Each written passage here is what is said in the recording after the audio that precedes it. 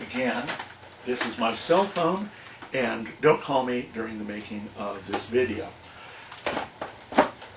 What I'd like to do is to talk to you a little bit more about the writing of details in your novels, how to add details to sentences to underline the principle of show, don't tell in novel writing. And I'm going to use a page of a novel called Hereby Hangs a Tale, or Thereby Hangs a Tale, rather, Chet and Bernie book that I very much like, and show you how a professional writer uses some of the kinds of writing devices I always talk about. Those are participles, absolutes, and appositives. And there are a few others, but those are useful ones.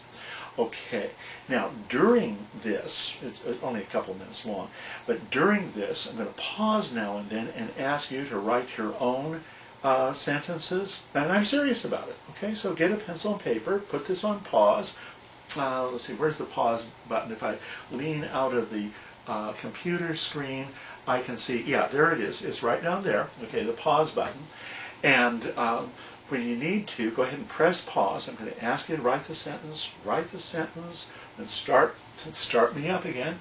And then at the end, if you'd like, what you can do is you can send them to me, send the sentence to me as a YouTube comment, or or just, if you know me, just show it to me.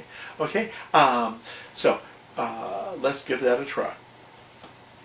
One of the strongest kinds of constructions you can use in writing descriptive prose or a novel is to use past participles, to take past participles or past tense verbs and fill your sentence with primarily with those. Okay, for example, this is from one of my favorite books, a Chet and Bernie book, Thereby Hangs a Tale. And notice what happens up at the top. Bernie slowed down, : an old wooden signpost, crooked and weathered, the color of bones. Isn't that beautiful? Now, what I probably would have written the first time around would have been some awkward thing, making about 3 sentences out of that. Bernie was slowing down. There was an old wooden signpost. The signpost was crooked. The signpost was weathered. The signpost was bone-colored. Really lame, right? Okay, take all of that, take out the was's, and reduce it to past participles. Bernie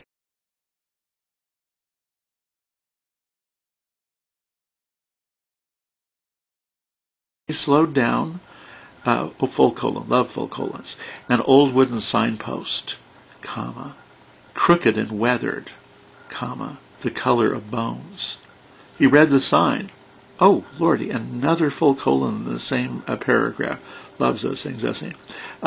He read the sign, : what did the sign say? Clausen's Wells, 3 miles. Okay, now, several devices going on here.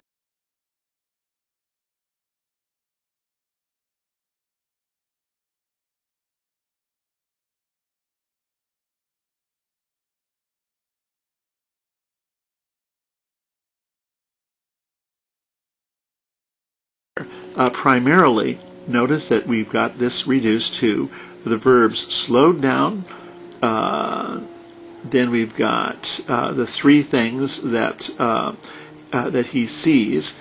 Getting rid of the was's, rather than there was an old wooden signpost is an old wooden signpost, rather than it was crooked, it was weathered. We just get crooked and weathered, and rather than it was the color of bones, it just says color of bones. Great stuff. Okay, now what I would like for you to do is to, on your piece of paper that I hope you've gotten by this time, and with your pen or pencil, I would like for you to write the sentence. Gloria entered the room. Okay, now under that, write, she was blank. She was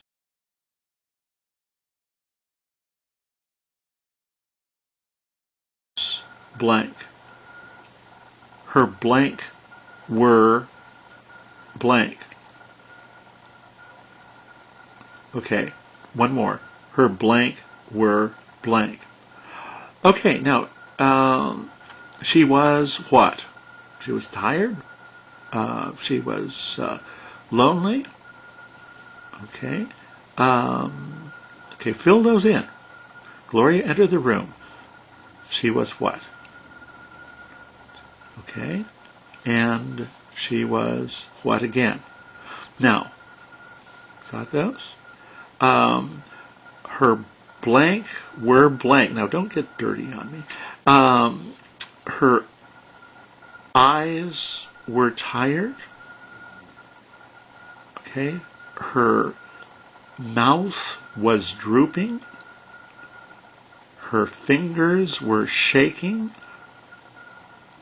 Her shoes were polished. Her nose was shiny. Her lips were puckered. What are you going to put in there? Her blank were blank. Okay, two of those. Okay? Now you're going to get tired. You're either going to turn this thing off or you're going to get a pencil and do this. Got it? You can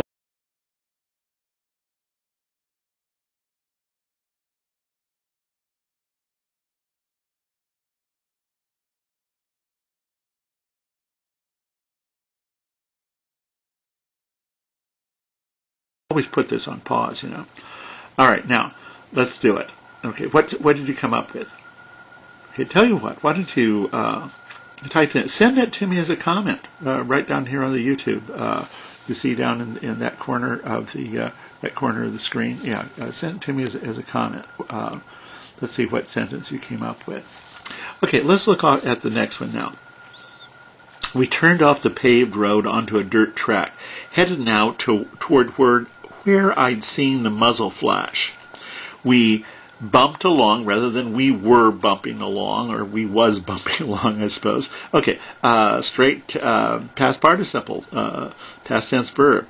We bumped along, taking it slow. That's a present participle. We bumped along, taking it slow, which was fine with me. Dash, love dashes.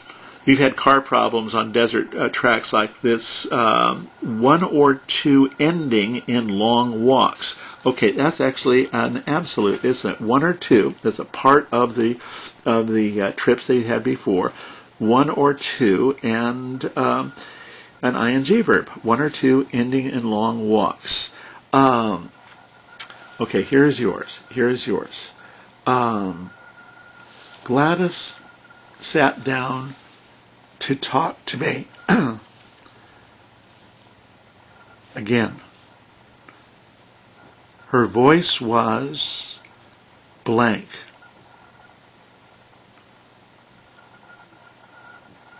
Okay?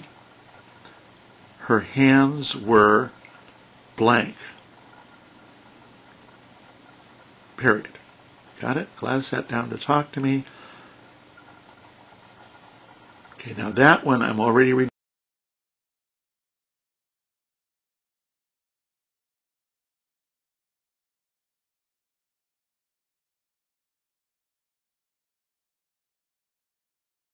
Look at one other device, and that's the appositive. The appositive is great. That's where you rename things.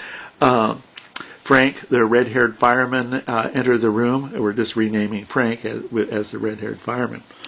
Okay, the low hills grew closer. Human things started showing up in our headlight beams. Another full colon. God loves them. Okay, now we're going to rename the things shown up in the headlight beams. Beer cans, a hubcap, strips of toilet paper stuck on spiny plants. See, the list doesn't have to be just one or two word items. Another wooden sign, this one on the ground and pocked with little round holes. Period. Okay, now you're going to write a list like this.